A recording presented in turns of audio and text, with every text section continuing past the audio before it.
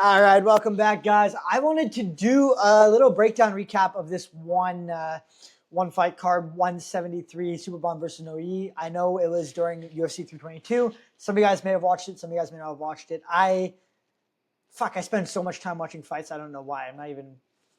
Anyways, doesn't matter. We're gonna go break it down, go over some of the fight cards because there were some really good fights in this card. Most of you guys that are going to be watching this video are people that watch the one card. If you're clicking on something like this, fucking great card, dude. I watched. I was in Germany when this happened, and this fight card started at fucking 2 at night or whatever, piss dark. It was as dark and as it was awful. It was literally the middle of the night, and I got up and I watched this fight card because holy fuck, did they ever stack this fight card? That's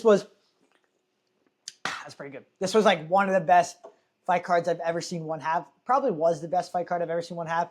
And Anatoly Malkin got taken off, and also Rodtang got taken off this card. So, and Jonathan Haggerty was supposed to fight Nabil Anan. So, imagine if all those fights were actually on this card. It would have been retarded how good this card was. It already was an insane card. So, yeah, all in all, really good fights, great performances from pretty much everybody. A lot of people like to watch, UFC and MMA in general. They complain about the grappling. Obviously, the co-main and main event of UFC 222 were pretty boring with just half guard camping and that. But dude, if you don't like that side of UFC or MMA where it's just slow paced, kind of boring grappling, watch ONE FC because it's literally just like the Muay Thai and the small gloves, insane to watch. Kickboxing is always entertaining as well. And dude, even their MMA, because they have knees to the head of a grounded opponent, makes it very interesting as well. Obviously, the talent in MMA isn't as high, but still really good. Yeah. Anyways, let's go through this card. We'll start at the bottom, kind of work our way up to my GOAT, Nadaka. This guy right here is he's my favorite. I think he's my favorite fighter in general. He's so from ONE, he's so fucking good. I made a video about this earlier. I genuinely think he would give somebody like Rodtang a run for their money, or somebody like Takaru in Muay Thai. I think he gives them a run for the money just because I know he's smaller and he fights at 115, but he's so fucking technically good. He's the most technical, most high level striker I think I've ever seen. I think he's the best striker in terms of actual technique and just ability than I've ever seen. I think he's the best one, right? What would you call it? The pound for pound best? I think he's the pound for pound best striker. And you guys can argue with me, but I genuinely think there's no one that's as technical or as good as him. Did I watch this blob fight? I don't think I watched this blob fight. All right, let's go on to the bottom of the card. There will be timestamps if you guys want to go check out the different fights. Wee Ru versus Haruki Akamu. I didn't watch this fight very closely, but yeah, kind of a boring kickboxing fight. The two chicks fight, this was a kind of a boring chick fight as well. I don't know why I'm breaking down some of these fights because they were actually pretty boring. This was the MMA fights. All of the majority of ONE FC MMA fights, for the most part, are again they're in the ropes, which I really don't like. This was obviously in the cage, but a lot of them are in the ropes, or sorry, boxing ring, Muay Thai ring, which I really don't like watching MMA in there because people are getting stuck in grappling things half out of the it just doesn't work at all. So it's not, you don't want to watch MMA in a kickboxing Muay Thai boxing ring. It's just not fun. But this was an okay fight. KO from Hirokui Tasuka was good. Didn't watch this heavyweight blob fest MMA. Don't remember it. Jake Peacock is a guy from Canada who's a really sick fighter. You guys all know Jake Peacock because he's literally the only dude with one fucking arm in in fighting. But yeah, he's really good. Jake Peacock is really, really good and super technical. And it's crazy what he's able to do with one arm. He beats the majority of strikers in the world. But he was fighting a really, really good guy in Sua Kim, Rajadam Stadium champion, I believe. And he did really, really good in the first round. First round, Jake Peacock, even the second round, Jake Peacock did really good against Sua Kim.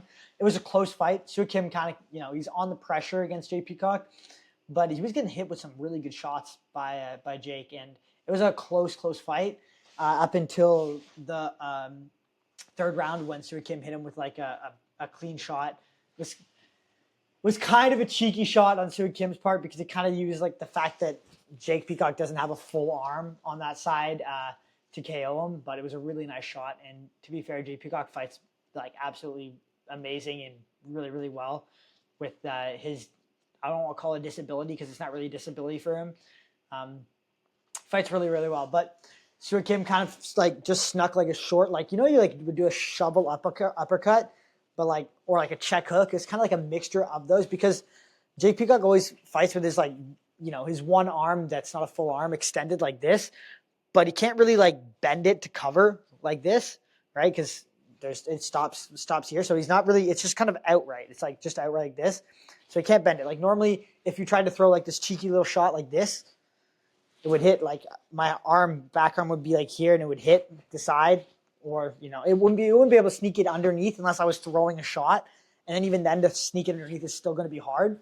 But because Jake Peacock's arm, like, again, only goes to here, and he kind of fights with it outright, he can't really bend his elbow to protect, like, hooks sneaking under, like, this level. He just basically just stepped in with, like, a really cheeky, just fucking half hook, half uppercut, and hit him perfectly on the chin. It was a beautiful, beautiful shot, and just fucking flatlined him. So, not flatlined him, but KO'd him, TKO'd him. Great win from Soo Kim. Really good fight from Jake Peacock. It was a really entertaining fight. And dude is fucking good, man. Rodolfo Rafael Lovato Jr. versus the other guy, submission grappling. Honestly, hate watching submission grappling in ONE FC and in a lot of the promotions in general. But for the most part, unless like it's fucking Ty Rotolo, the submission grappling is pretty boring. It was like, I don't know. I kind of tuned out for this fight. Wasn't awful, but it was like I just didn't care to watch submission grappling at that point in time.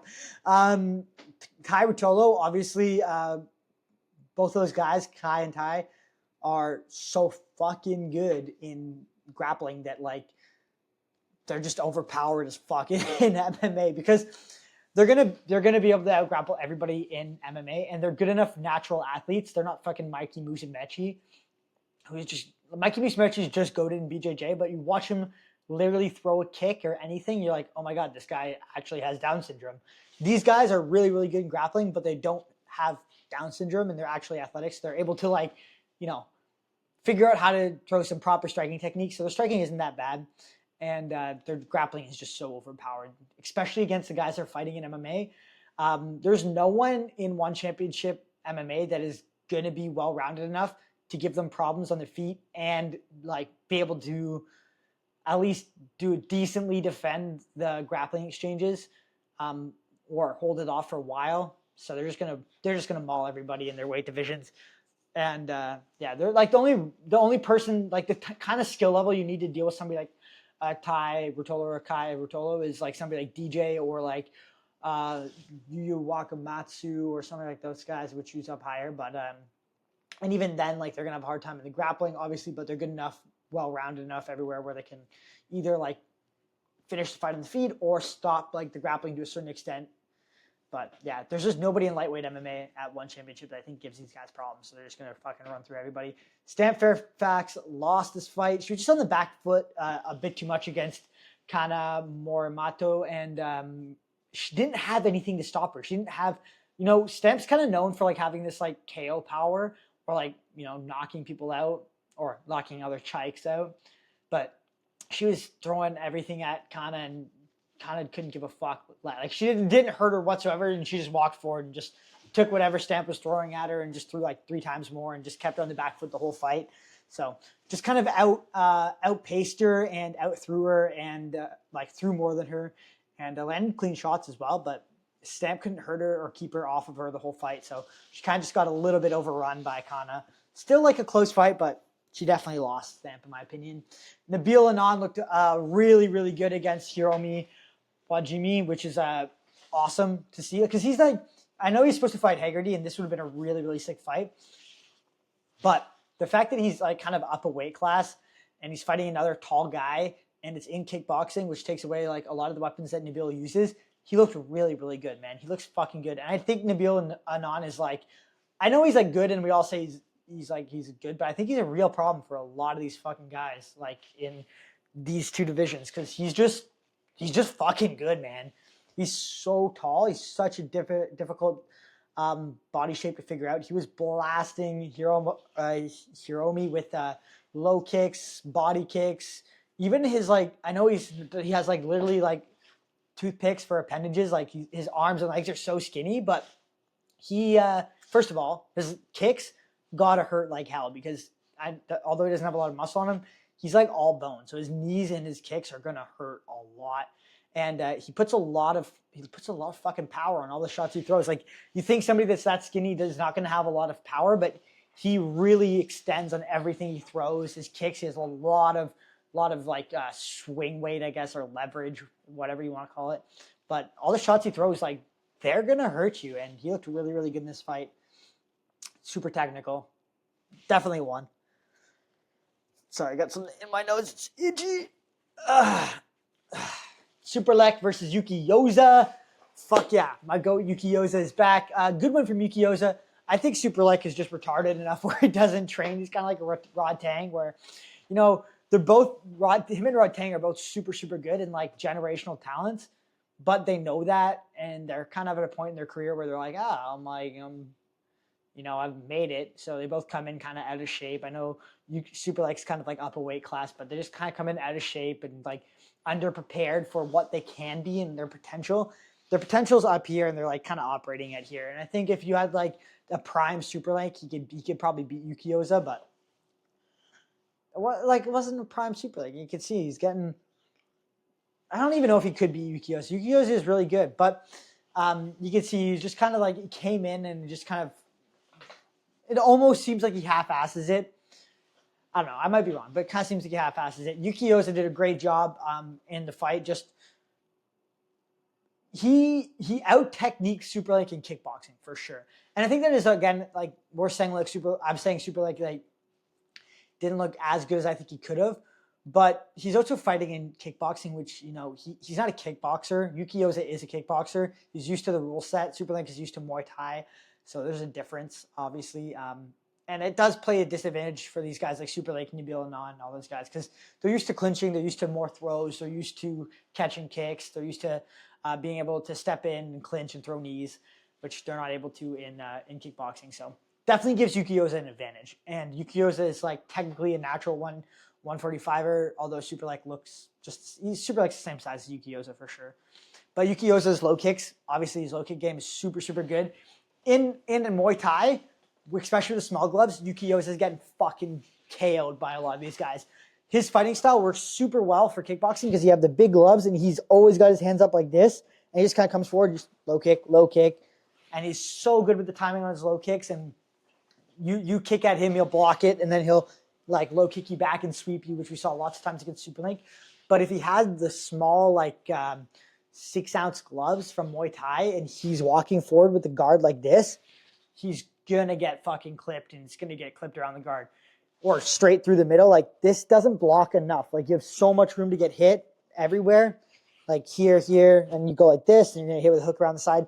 And even if you block with the 6-ounce gloves, like a head kick or something like that, like this, it's still going to rock you. I talk about this a lot on the MMA fights, but Yuki Yoza's style would be very hard for him to do super well against the best guys in this small glove Muay Thai. In like, 12-ounce glove Muay Thai, 8-ounce gloves Muay Thai, where he has like a bigger glove, yeah, he would do fine. But in the one FC like Muay Thai, I think he would have a really hard time, just because he would get hit with shots. He literally walks forward like super. Doesn't have a lot of in and out movement. Yuki Yoza, he just pressures forward and just keeps his hands up. Works well for kickboxing. Small glove Muay Thai, I'm not too sure it would work super well.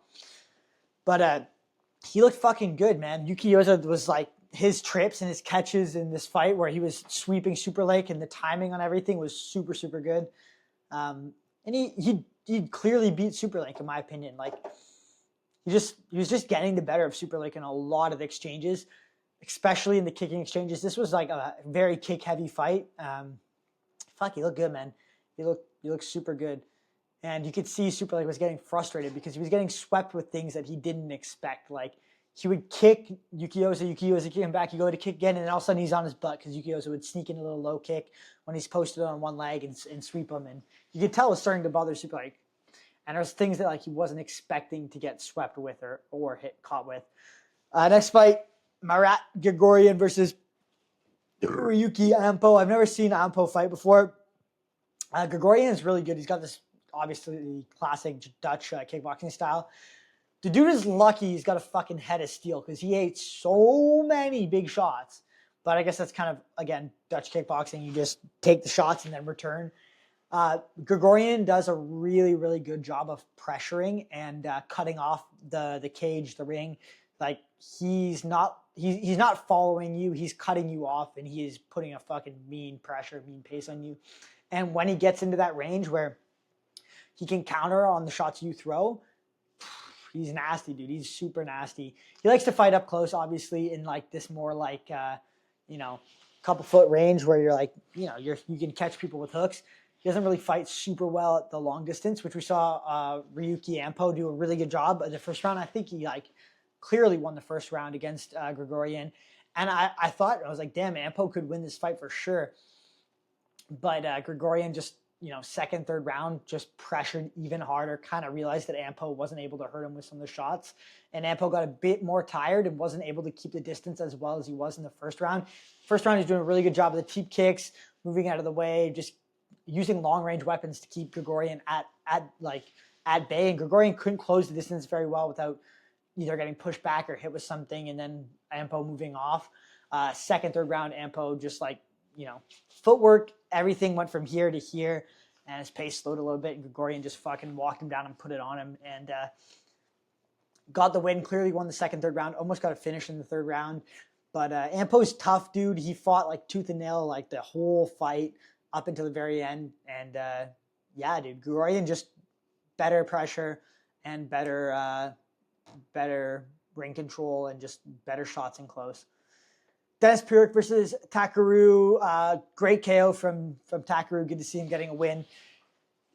We kind of always knew that Takaru was going to beat Dennis Pirik. Like, let's be real. Dennis Pirik is like, he's a good kickboxer, but he's not good enough to fight people like Takaru. Like, he's like one of the guys that's floating around as like, hey, maybe you're like fifth in the division, but like you're not going to be. He fought Rodtang. He's not going to beat Rodtang. He's not going to beat Takaru. He's not good enough to beat these guys. Takaru hurt him really badly in the first round. Couldn't quite get him out of there. Dennis Pirik is tough as fuck, but he's just not technical enough and good enough for the guys like Takaru and Rodtang and that level. And then, obviously Takaru got him out of there. In the second round, just I think it was 4 knockdowns. Knocked him down with body shots, knocked him down with head shots, rocked him, almost KO'd him, and then obviously like the last shot he landed on him was super nasty, and Dennis Pirik was like, he was pretty much out on his feet. He was like stumbling, walking away. So Takaru looked really, really good in this fight. Do I think he beats Rodtang? He's fighting Rodtang next, and fucking Rodtang, man. He can never make it to a fight, dude. This guy just, no matter what he does, not making it to a fight. Anyways, whatever. If this fight actually happens between Takaru and Rodtang, again, I do not think it's going to be great for Takaru. Rodtang just he creates a lot of problems for somebody like Takaru, but it's the best fight to make for both those guys. Well, not the best fight to make for Rodtang, but best fight to make for Takaru in terms of like what would be exciting. And I know he wants a fight back, but I don't know if he's going to win that fight. Up next, we got Rusola versus Christian Lee. This dude's nose is just intimidating as fuck. Kind of a creepy ass nose. Christian Lee's always good. He's always entertaining to watch, but I don't know the level of this level. I guess this is the level of MMA that Ty and Kai Rutola would be fighting. And do they beat somebody like Christian Lee yet? No, I don't think they beat somebody like Christian Lee yet. But I do think like in the future they give him 2 years, they'll beat somebody like Christian Lee. Christian Lee's good. His grappling is good. His striking is good. He's definitely vicious when it comes to fights. Like he's looking to finish people, and I mean he did a good job of that. He was losing the first round, in my opinion. Got it down to the ground, and how did he TKO him? Fuck, I can't remember this fight. This is the nice thing about one is if I don't remember what happened for some reason because I'm retarded, I can just click on the view highlights and I can actually see. Yeah. So it's just gonna show me the finish right. I would hope it shows him the finish after I just fucking clicked on it. I thought it was knees to the head. Yeah, like he had him in a front headlock and knee him to the head, which I think is what's happening here. The knees to that other ground opponent. I think this was the Yuka Wakamatsu against Joshua Pacheco was kind of the same, right? Where it was like, where it's kind of just like, hey, once I get you in that front headlock position, I'm just gonna fucking blast you with knees to the head, to the top of the head, and it was gnarly. Nadaka versus Kentwin. This was a really good fight, actually. This was one of Nadaka's harder fights, in my opinion, just because it was 5 rounds, and there's just a lot more fighting to be done. And he's fighting a good guy. Kentwin I don't know how to say that name, Kentwin. I think that's it. He's a good fighter, but he's just no one's near the level that Nadaka is, but he was not near the level Nadaka is. He's just really, he had a lot of good heart, and he's determined, and he was able to take a shot. But yeah, Nadaka is just so fucking good, man. Like, he beats you every single area of the fight. Like, the sweeps, the catches, everything he's doing in the fight is next level. You guys saw it in this fight. Like, he's checking every kick. He's countering every shot. The only area that was a little bit close in this fight was the clinch. But literally the first time Kedrina got him in the clinch and swept Nadaka once, Nadaka immediately got back up, made it a point. Like, he literally just, instead of throwing any strikes, he basically just crossed the void, clinched with Kenta or Kedrina, and dumped him immediately. Like, he's like, oh, you swept me? That's a fluke. I'm going to go get into the clinch with you, and I'm going to show you how much better I am than you in the clinch, and swept him immediately. And he was sweeping and dumping Kedrina, like, at so many areas of the fight. Like, his ability to catch kicks, counter, catch kicks, fire back, check kicks, fire back, catch kicks and sweep, like, is just next level. He is Nadaka, like, every single thing he does, whether it's in the clinch, whether it's with catching kicks and returning, whether it's just countering shots, whether it's leading first, everything is always the right technique at the right time perfectly. And he's so fucking fast. He's so much faster than all these guys. So his technical ability is, like, his technique bar is at a fucking 100%, and his speed bar is at 100%, and his power bar is at 80%. So he's just fucking beating you everywhere, dude. I don't think anybody's ever going to beat Nadaka for a long time unless somebody special comes along. Yuya Wakamatsu versus Joshua Pacheco. Great MMA fight. Yuya Wakamatsu is a really, really good flyweight athlete, flyweight fighter. He's got a lot of. Both these guys are got a lot of power on the feet, but he's got a lot of power on the feet. His striking is good, and his grappling's gotten a lot better. And he just kind of outpaced, athletic sized, just a little bit more athletic than Joshua Pacheco in this fight. And he kind of put him on him. He got hurt at, like, one point, and, in the grappling, he had a couple, like, little hiccups here and there, but then eventually second round, he got the grappling going, and he ended up in this front headlock. I believe it was a front headlock. Let me check the highlights again, but I believe it was a front headlock where he just fucking blasted in the face with knees, kind of like the same, knees. And then Joshua Pacheco was hurt, and he was trying to get back up, and he was covering his head like this, and Yuya Wakamatsu was just feeding him shots for, like, so many unanswered shots until the ref stopped the fight. Yuya Wakamatsu he's a really good fighter, and I know he's a champion, but he did beat Adriano Morales, the one that KO'd Demetrius Johnson. I know Demetrius Johnson beat Yuya Wakamatsu, but Yuya Wakamatsu right now, best flyweight in one. Superbond versus Masaki Nurevi. Why can't I say that name right now? Bruh, retarded. Really good fight, really close fight. Both these guys are super, super technical. I feel like both of these guys could have put a bit faster, bit harder pace on, pushed it a little bit more, looking for, like, a finish, or trying to make it a little bit more decisive. But they're both super good, super technical, and it was really, really close. So it was kind of hard to say. Obviously, I thought Superbond won. I think we all thought Superbond won, but it was just like it was very, very close, very technical. Superbond's kicking is really, really good, and he's just always ready to fire with that back leg. And I think that was kind of like one of the things where it was like, Does it give us stats for the fights on 1FC? I don't know about that, actually. I should check 1FC more. No, doesn't give us stats on the fight. No stats on the fight. I was trying to see if I could see the stats on like the striking numbers or something like that, but it was very close in my opinion. It was just a little bit more technical from Superbond and a little bit more strikes from Superbond, but neither of them really had each other hurt or had any like big moments in the fight. It was just like a very technical back and forth kickboxing fight for 25 minutes, or sorry, 12 minutes. Well, however long is that? I think it's 5 3-minute rounds. 15 minutes. Is that the right math? I think that's the right math. Anyways, super good fight, super good 1FC card. I thought I'd give you guys a quick breakdown on 1FC 173 because I thought it was very entertaining, and I thought this was like one of the more stacked cards I've ever seen one have. So, anyways, if you enjoyed this video, subscribe, hype this video. I'll see you in the next one. Doses. Wait.